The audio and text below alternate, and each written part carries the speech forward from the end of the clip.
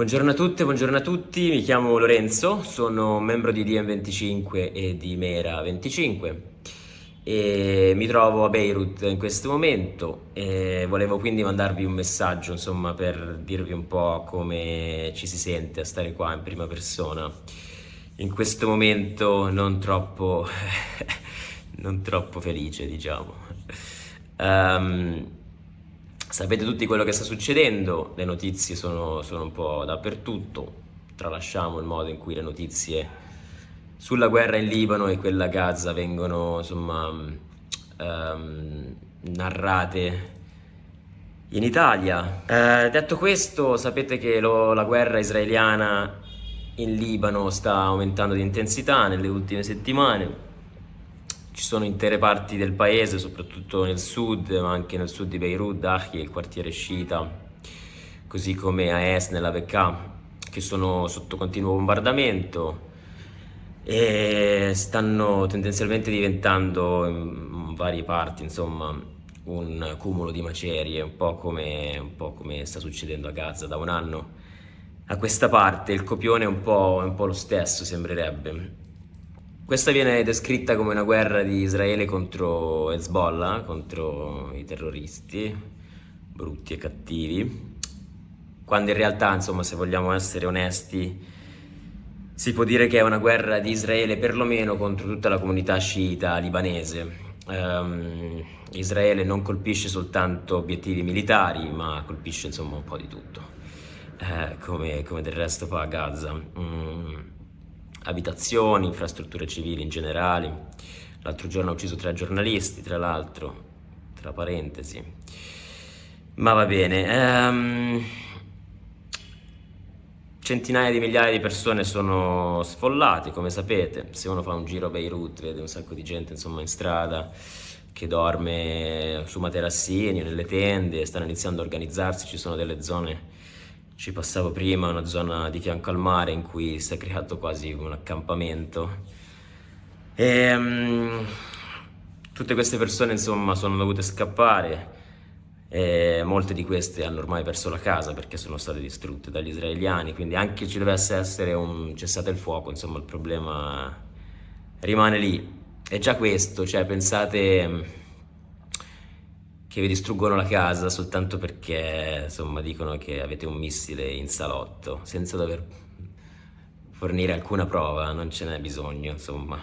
Basta dirlo e poi puoi fare un po' quello che vuoi. Funziona così da queste parti, almeno con Israele funziona così. E tutto questo viene accettato in Occidente senza nessun tipo di problema. Insomma, a parte questo, si può dire che Israele sta provando a alimentare, insomma, le tensioni all'interno del paese, soprattutto tra la comunità cristiana e la comunità sciita. In parte ce la sta facendo, insomma, in Libano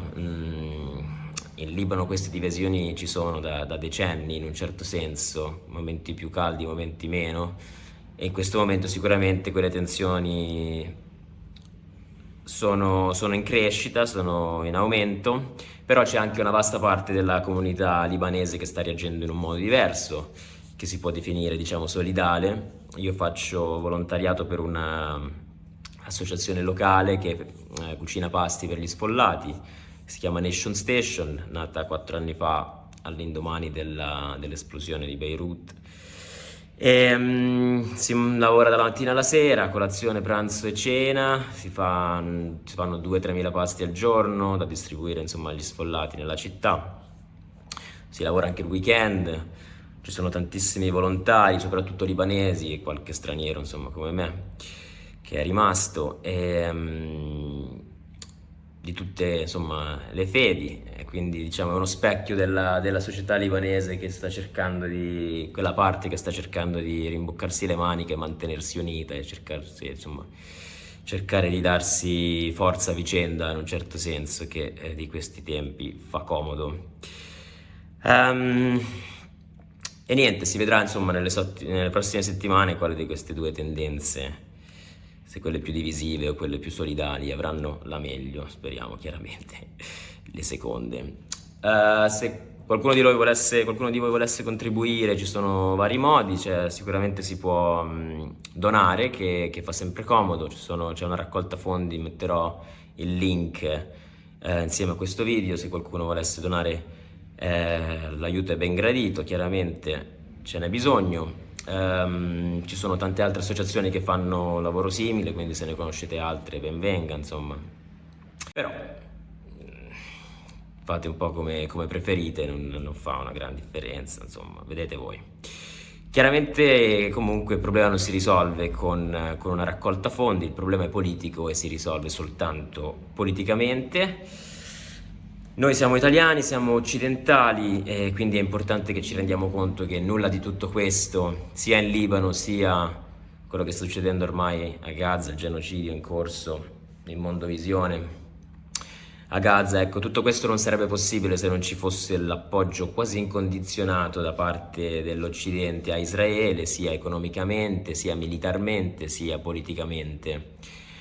E quindi insomma è importante che ci rendiamo conto del nostro ruolo e quelli di noi che non sono, insomma, che non riescono a sopportare una situazione del genere, dobbiamo continuare a organizzarci e insomma cercare di intaccare almeno questo supporto ferreo in qualche modo. Insomma, è un anno che si manifesta e che si protesta, certo un po' sconfortante vedere che nulla sta cambiando, però insomma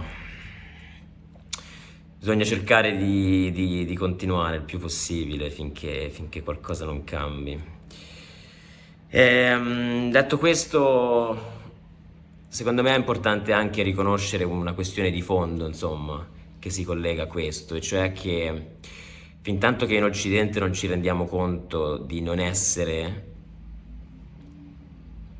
i migliori, di non essere il popolo scelto, per usare citazioni, insomma, che vanno forte in Israele, di non essere i più civilizzati, di non essere quelli, insomma, che è il faro del mondo, perché in realtà se siamo onesti con noi stessi, questo è il modo in cui cresciamo in Occidente. Mi ci metto dentro anch'io perché sono cresciuto anch'io nello stesso ambiente, so che insomma ce l'abbiamo un po' quest'idea di essere fondamentalmente quelli più evoluti.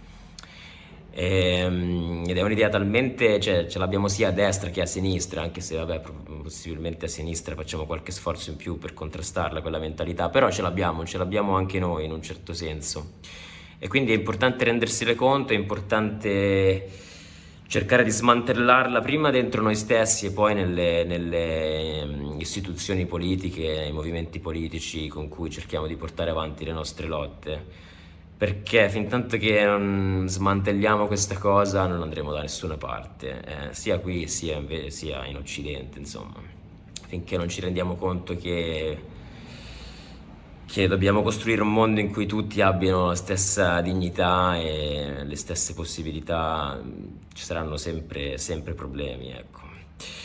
E niente, insomma, io al momento sono un po' demoralizzato, vi sarò sincero, perché insomma la situazione è brutta, anche se insomma stiamo provando a farci forza a vicenda. Comunque c'è preoccupazione chiaramente, perché l'esercito che abbiamo sopra le nostre teste è lo stesso che da un anno a questa parte porta avanti un genocidio nella impunità più totale. Io vivo in un quartiere cristiano, quindi al momento siamo abbastanza al sicuro, però se dovessero decidere in futuro che gli obiettivi stanno cambiando e c'è bisogno di colpire da altre parti, sappiamo con certezza quasi assoluta qua che se dovessero farlo, in un qualche modo in Occidente si riuscirebbe a trovare comunque la giustificazione, o al massimo qualche parola di condanna, però alla fine tutto continuerebbe uguale. Comunque la speranza non la voglio perdere, se no non farei neanche questo messaggio, non manderei neanche questo messaggio. Vi mando un abbraccio e insomma, speriamo in bene.